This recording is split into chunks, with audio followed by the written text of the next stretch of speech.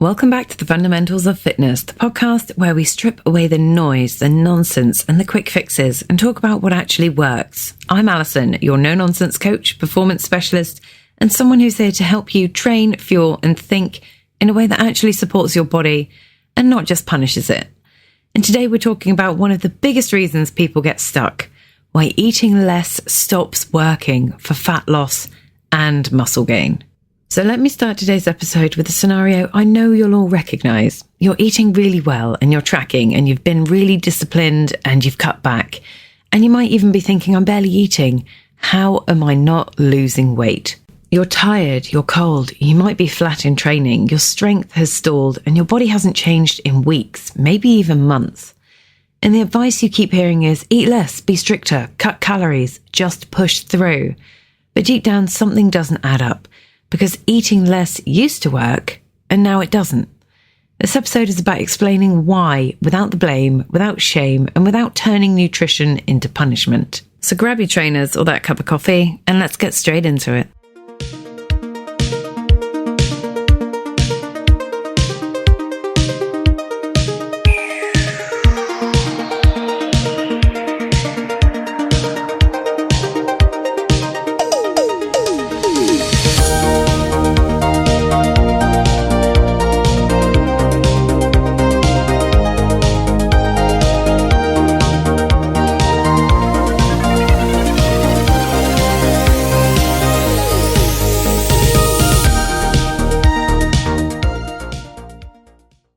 So why does this actually matter? And this is one of the biggest reasons people plateau or they burn out, or they lose confidence, give up on training, or end up stuck in cycles of restriction and then overeating. And it affects people who want to lose fat, women who've dieted for years, athletes who underfuel, people training hard but seeing nothing change, or people on or coming off weight loss medications.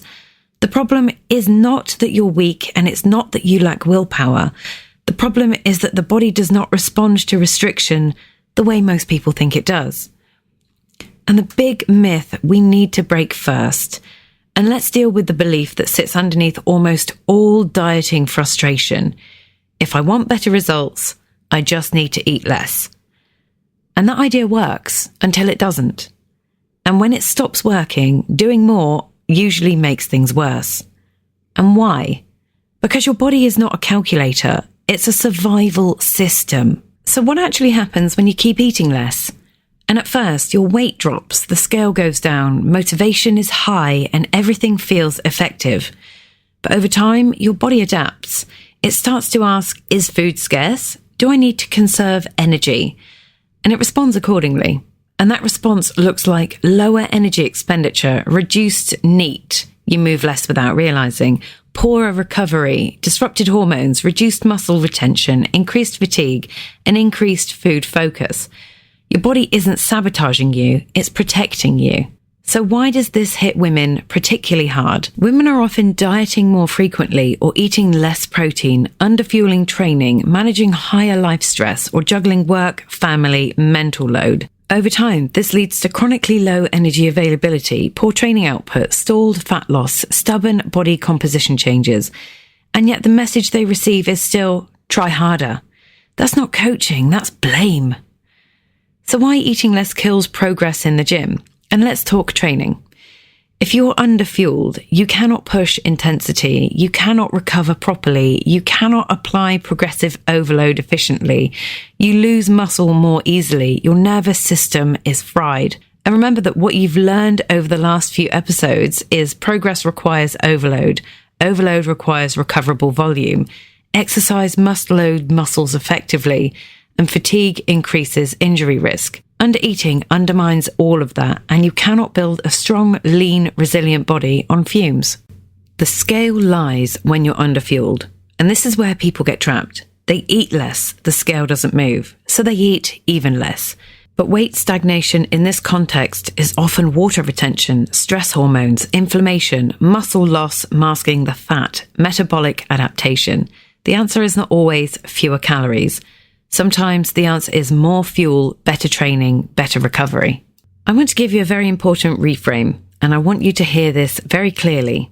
Eating less is not a long-term strategy. fueling appropriately is. Fat loss is not about punishment. It's about creating an environment where your body feels safe enough to let go of stored energy. And safety to the body means adequate fuel, adequate protein, manageable stress, and recoverable training. In the rest of this episode, we're going to break down what not eating enough actually looks like, how it affects fat loss and muscle gain, the difference between a calorie deficit and chronic underfueling, why increasing food can sometimes restart your progress, and how to fuel in a way that supports your goals instead of fighting your biology. This is the episode where a lot of things will finally make sense.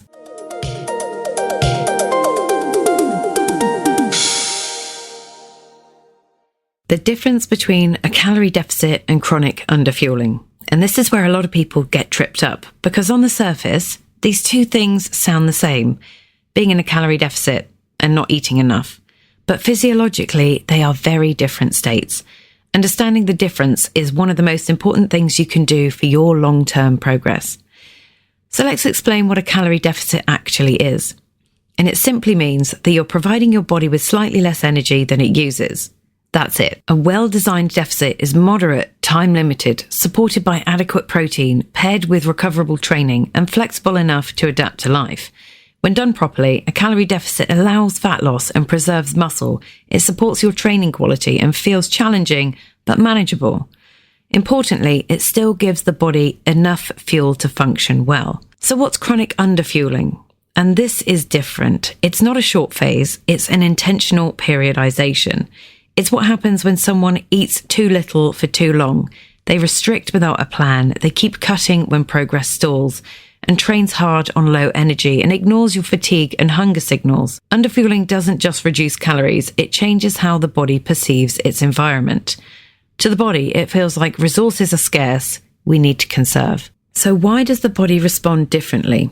And when fuel is consistently low, the body adapts, not maliciously, but intelligently. These adaptations include reduced resting energy expenditure, reduced non-exercise movement or NEAT, poorer recovery from training, increased stress hormones, impaired hormone signaling, and reduced muscle protein synthesis. In other words, your body becomes very good at surviving on less, which sounds helpful until your goal is fat loss or muscle gain. So why does chronic underfueling stall your fat loss? And this is the frustrating part. People think, if I'm not losing fat, I must not be in a deficit. But if you've been underfueling for a long time, the issue is often not lack of deficit, it's too much of it for too long. Fat loss slows because energy expenditure drops, training output drops, muscle mass is harder to maintain, stress and inflammation increase, and the body prioritizes holding on to energy. So the scale doesn't move, and the advice given is often eat less, which pushes the system further into conservation. So why does chronic underfueling kill your muscle gain? And let's talk muscle. Muscle gain requires adequate energy, adequate protein, a strong training stimulus, and recovery capacity. Underfueling undermines all four of these things. If you're not eating enough, training quality suffers, your progressive overload stalls, muscle protein synthesis is blunted, and recovery between sessions is poor. So even if you're doing all the right workouts, your body simply doesn't have the resources to adapt. This is why people say, I'm training hard, but I'm not getting stronger anymore. It's not always about the program, it's often the fuel. So why this shows up as low energy availability? In sports science, this state is often referred to as low energy availability. And that means after training and daily movement, there isn't enough energy left over to support normal physiological function. This can affect your hormones, bone health, immune function, mood, sleep, recovery, and crucially, performance and body composition. This isn't an extreme athlete-only issue. It's incredibly common in active women, long-term dieters, people chasing fat loss aggressively, and people training hard without adjusting intake. So why this often feels confusing is that the hardest part is that underfueling doesn't always look dramatic. People often say, I'm eating clean, I eat regularly, I'm not starving, I'm eating less than I used to. But adequacy is not about comparison, it's about meeting current demand. And demand changes with training load, stress, sleep, life circumstances. What worked once may no longer be enough. Let me give you another really important reframe here, and I'm going to say this clearly to you. Not losing fat does not automatically mean you're eating too much. Sometimes it means you've been eating too little for too long. And the solution to that is not restriction, it's restoration, done intelligently. Now that you understand the difference between a calorie deficit and chronic underfueling, why the body adapts the way it does, and how this stalls both fat loss and muscle gain, next we're going to look at the real-world signs you're not eating enough, how this shows up day to day, and why so many people miss it. This is where a lot of light bulbs will switch on.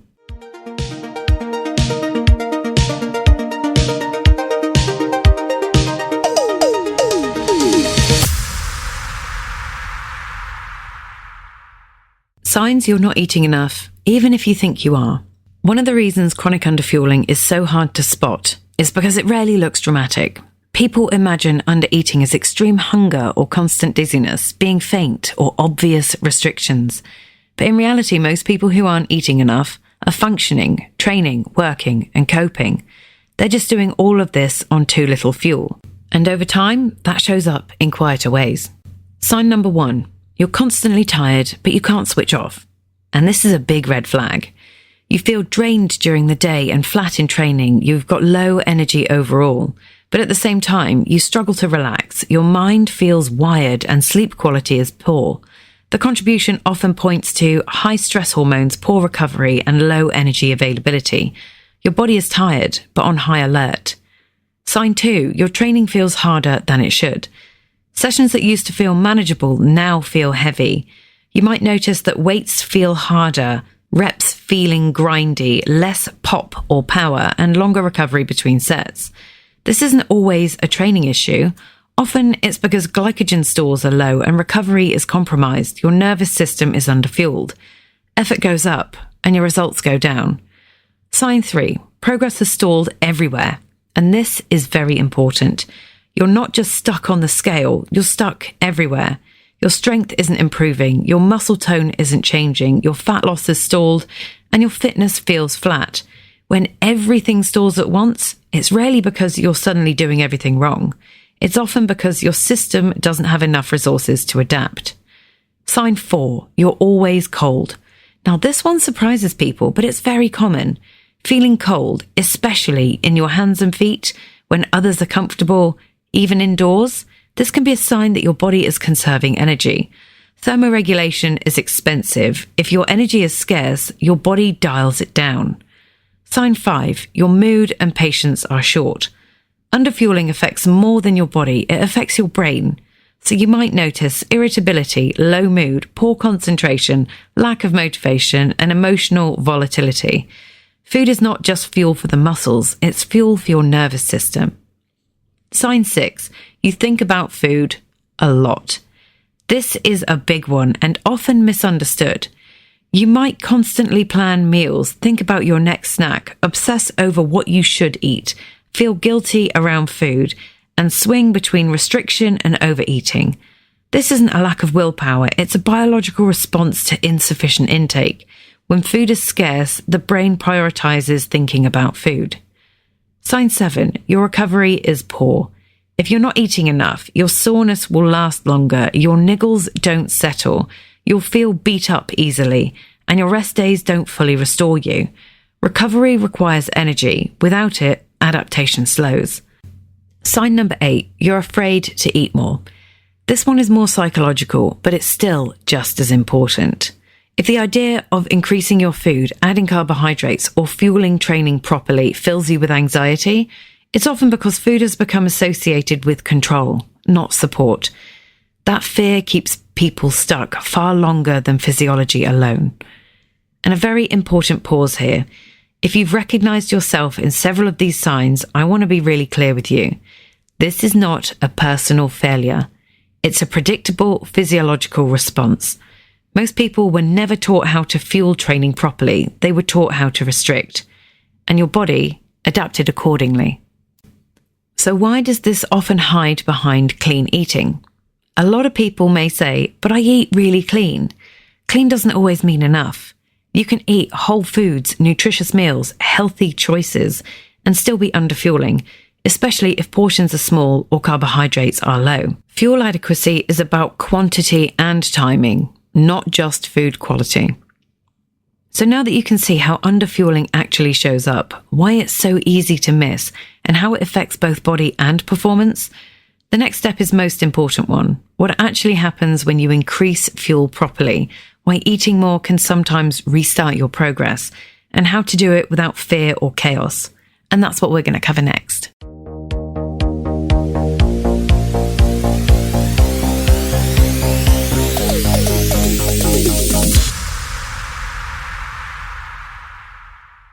Why eating more can restart fat loss and improve your training. This is the part of the episode where people often feel uncomfortable, because for years the message has been, if you want to lose fat, eat less. So when someone says eating more might actually help, it can feel wrong, even scary. But here's the thing, more food doesn't automatically mean fat gain. Context matters. And for many people who've been underfueling, increasing intake is not indulgence, it's correction. Let me be clear before panic sets in. Eating more does not mean uncontrolled eating, abandoning structure, eating past comfort constantly, or giving up. It means restoring adequate energy availability, fueling training properly, supporting your recovery, and allowing the body to feel safe again. This is not about excess, it's about adequacy. So what happens when fuel is restored? When you start eating enough to match demand, several important things begin to shift. Your training quality improves. With more fuel, your strength improves, your reps feel smoother, power returns, and effort feels purposeful again. That means you can apply progressive overload, build or maintain muscle, and train with intent, which is critical for fat loss. Your energy expenditure increases. When fuel is adequate, NEAT often increases naturally. You move more without forcing it, and daily energy expenditure rises. You don't try to burn more calories. Your body simply stops conserving them. Your stress hormones come down. Chronic restriction keeps stress hormones elevated. And when food availability improves, your cortisol reduces, your recovery improves, your water retention can often drop, and then your sleep improves. This is why people sometimes see scale fluctuations initially, and then it's followed by fat loss once stress has settled. Your muscle retention improves. Muscle is metabolically active tissue, and when you undereat, your body is more willing to lose muscle to conserve energy. When you fuel properly, muscle is preserved or even gained, and metabolic rate is supported. Fat loss becomes more sustainable. The scales can be misleading at first, and this is an important thing to say out loud. When people increase food after long restriction, the scale may go up slightly. Glycogen stores refill and water balance changes. This is not fat gain. It's restoration. And for many people, it's temporary. Judging progress solely by the scale during this phase is misleading and often stops people just before things improve. Why this feels hard psychologically. If you've been praised for eating less, being disciplined, or saying no to food, then increasing intake can feel like failure. But reframing helps. Fuel is not a reward or a punishment. It's a tool. And sometimes the tool you need is more, not less. And what this means for fat loss long term. Fat loss works best when training quality is high, the recovery is adequate, the stress is manageable, and muscle mass is preserved. Chronic undereating undermines all of that. Eating enough to support your training restores your capacity, improves your output, and rebuilds trust with your body. And paradoxically, that's often when fat loss resumes. So what does this mean for muscle gain and performance? For those trying to build muscle, regain strength, improve performance, underfueling is a hard stop. No amount of perfect programming can overcome lack of fuel. Strength is built when stimulus is present and recovery is supported. Food is not optional in that equation. Here's a gentle reality check for you. If you're training hard, doing everything right, exhausted, flat, and frustrated, the question might not be, how can I eat less? But, how can I fuel this better? So now that you understand why eating less stops working, how underfueling shows up, and why eating more can actually help, the final piece is learning how to approach food without fear, and how to fuel appropriately for your goals, not emotionally, not reactively, but strategically. That's how we're going to close this episode next.